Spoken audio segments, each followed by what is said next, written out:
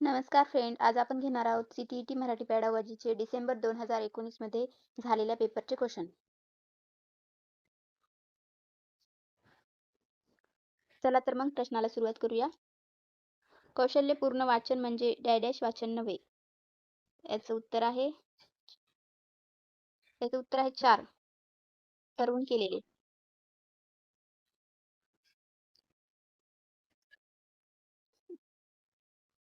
दक्षतापूर्वक वाचनामध्ये खालीलपैकी कोणत्या गोष्टीचा समावेश होत नाही?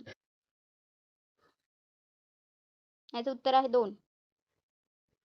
सखोल अर्थ समजण्यासाठी लेखनातील बारकावे वाचता येतात.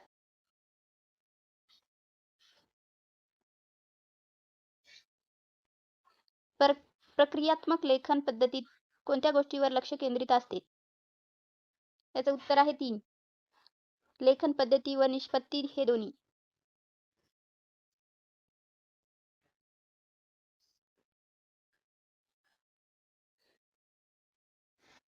भाषेच्या अभ्यासक्रमात साहित्यिक मजकुराचा समावेश करण्याच्या दृष्टीने खालीलपैकी कोणती बाब सर्वात कमी महत्त्वाची आहे?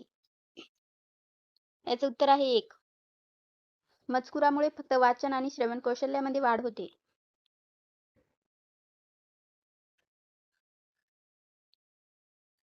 खालीलपैकी कोणते विधान सत्य आहे? याचं उत्तर आहे 1. विरामचिन्हे वाक्याचा अर्थ बदलू शकतात.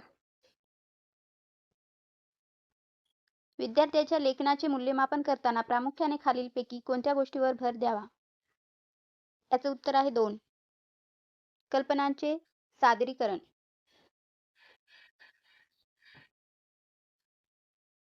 राष्ट्रीय अभ्यासक्रम रूपरेषा 2005 मध्ये खालीलपैकी कोणत्या मार्गदर्शक तत्वाचा समावेश केला नाही? याचे उत्तर आहे 3. अभ्यासक्रम पाठ्यपुस्तक केंद्रित करणे. काय झाले, कसे झाले, कुठे झाले, केव्हा झाले, त्याचा परिणाम काय झाला याचे शाब्दिक वर्णन म्हणजे? त्याचं उत्तर आहे 3. प्रसंग अहवाल.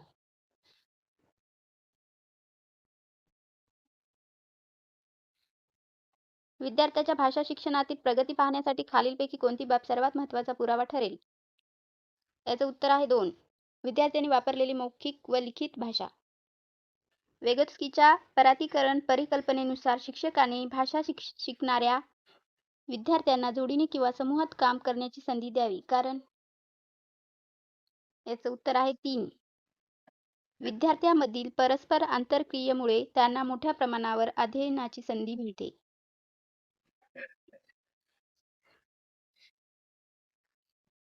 विद्यार्थ्यांना भाषा शिकविताना अक्षरे बाराखडी न शिकविता लहान लहान वाक्यापासून सुरुवात करावी. यावरून कोणती गोष्ट लक्षात येते? याचं उत्तर आहे 1. संपर्क संपूर्ण वाक्यावरच अवलंबून असतो.